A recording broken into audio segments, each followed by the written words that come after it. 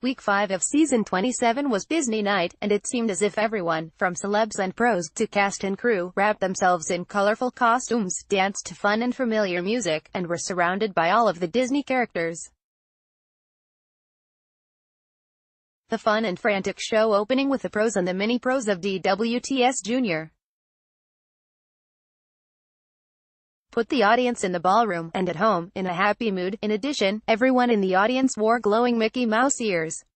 At the end of the program, it looked like host Tom Bergeron and co-host Erin Andrews would throw a wet blanket over the 2 hours of high spirits by eliminating either Alexis Wren and Alan Burstyn, shout of "What?" from the audience, or DeMarcus Ware and Lindsay Arnold, sounds of "No."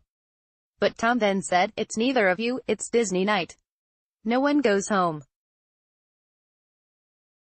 You're all safe, hooray." My top 3 dances. I just want to say that these dances are not necessarily the highest scoring dances, but are my favorite dances of the night. 1. I absolutely loved how John Schneider and Emma Slater attacked the quick step and made the routine, which they performed to "I Wanna Be Like You" from Jungle Book, look fun and fluid. Head judge Len Goodman said it was high energy, a spectacular job, and John's best dance to date. Judge Carrie Ann Inaba agreed, adding that it was his best performance as a whole. Score, 3/8 for 24 out of 32. Alexis and Alan had the tough task of dancing first in the show, but they performed a foxtrot to "Just Around the River Bend" from Pocahontas. That was elegant and lovely. Alexis has been improving each week and this was her best dance so far this season, said Carrie Ann. Judge Bruno Tonioli called it exquisitely lyrical. If Alexis was nervous, it certainly didn't show. Score, 2 10s and a 9 for 29.3. Juan Pablo Di Pace and Cheryl Burke make a great team, but it was Juan Pablo who really nailed the character of Gaston from Beauty and the Beast. The Viennese waltz was great fun, and even Tom admitted, in 27 seasons, that was one of my favorites. Carrie Ann called the routine spectacular, and Len added that the dance mirrored the music. It could have been a scene right out of the movie.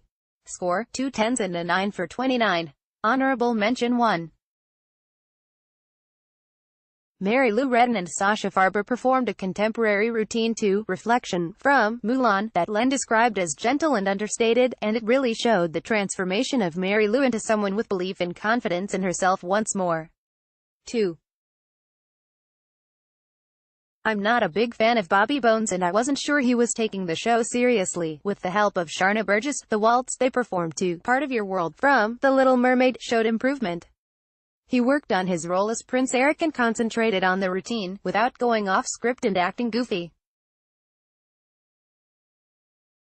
I don't know what to say about Joe, Grocery Store Joe Amabile. The one-time Bachelorette contestant is trying to learn, but despite what Jenna Johnson tries, he just isn't able to stay with the rhythm of the music, stick to the beat, remember the steps of whichever dance they are assigned.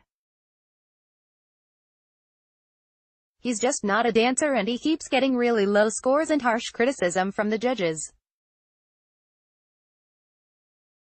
Len told him, "You get knocked down, but come back and give it your all. If you're still here next week, learn the dance and give it some, welly, vigor," and then gave him a score of 5.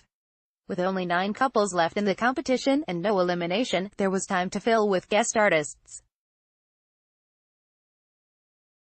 Italian tenor Andrea Bocelli and his son, Matteo, 21, sang a beautiful duet, "Fall on Me," while playing twin pianos.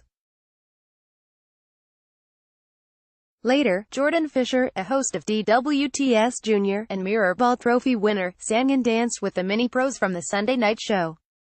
Next week will be the wild and weird Halloween extravaganza that has become a highlight of the fall DWTS seasons, and in 2 weeks, Tom said it will be Yeehaw Country Night.